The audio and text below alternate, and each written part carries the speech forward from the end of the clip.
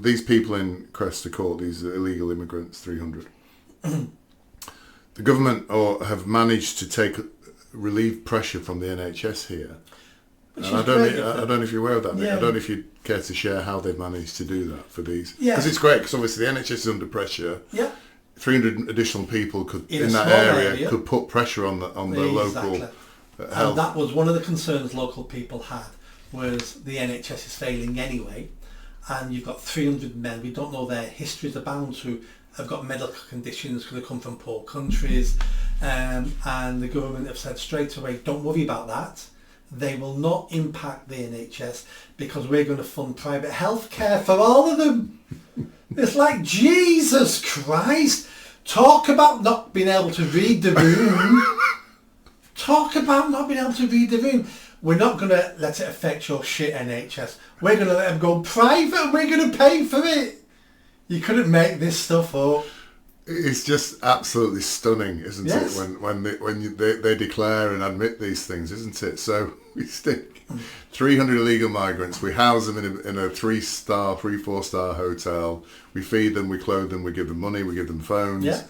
And also to make sure you can go to your local NHS and wait 8 hours. Yeah. We're giving them private healthcare. Private healthcare. Isn't it fantastic? I mean, we are such a generous, caring country, aren't we?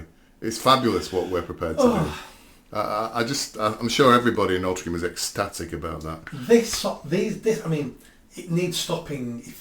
That's why we need a Trump in the UK. This needs stopping day one. Yeah. It should be day one, all these benefits end. Yeah.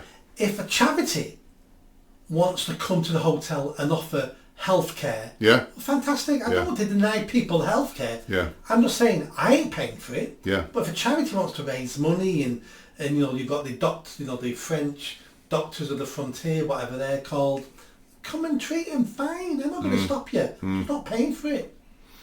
I thought it was actually quite symbolic that the meeting to complain about this was in a church. Don't you think that's quite kind of ironic, really?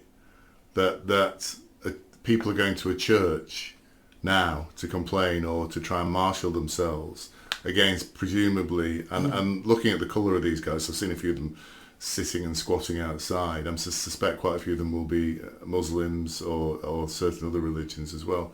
And I thought it was quite ironic that the meeting to protest this was taking place in a church. And I think part of that reason might be we don't have it in a pub because we don't want those people drinking. They've come here to complain. We're not having them drinking. Yeah. So let's have it where there's no licence. Yes. I'm amazed I had it across the road from the hotel. Yes. I mean, that's symbolic. Yes. I thought that it'd be, you can't have it there. You need to move it so many miles down the road and have your meeting there. The fact it was up at the hotel is amazing. I'm not sure how many spaces there is in Altrincham, how easy it is to get a community space. But again, this wasn't a council organised meeting. I think this had been organised by the public, hadn't it? I think so, yeah. So, yeah.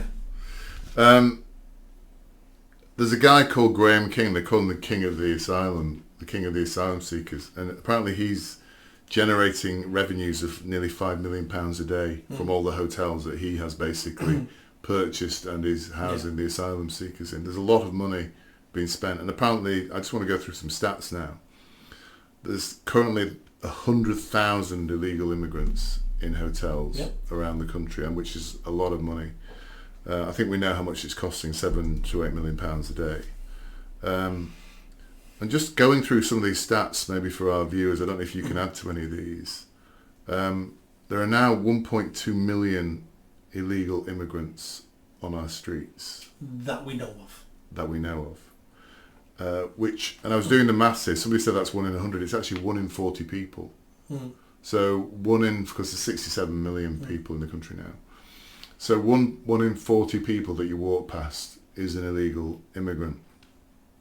In terms of foreign-born residents, and this is both legal and illegal in this country, so there's people who are not born in this country. Now, can you take a guess how many there are in the country? So we know there's 1.2 million illegal. 15 million. You've been too pessimistic. It's 10 million, or I believe it's 10 million. I've been told it's 10 million. You think it's 15 million? Oh, I think it has to be more than 10 million. Yeah. More than 10 million. Was it 4 or 6 million EU residents who live here, registered to stay here? Oh yeah, that's true actually. And then we've had at least 10 million foreigners turn up here, and we've got at least 2 million illegals here we don't know about. Yeah. So those figures are way off. Well, the published figures suggest Yeah. there's 10 million. Yeah. But even that is staggering, because that means 1 in 6. It's 16% of the population. 1 in 6 of the population. 1 in every 6 people you walk past was not born in this country now. I think that is quite a staggering number, don't you? Well, in Manchester, it's 1 in 3. In Manchester, 1 in 3 people in Manchester were not born in the UK. Wow. Wow. Do people have an understanding of these numbers? No. Because I think, these are numbers that need to be shown to people very clearly. What I don't understand is why these are not discussed in the general election, the run-up to the general election, these numbers, because they are staggering. Because nobody wants to be called racist.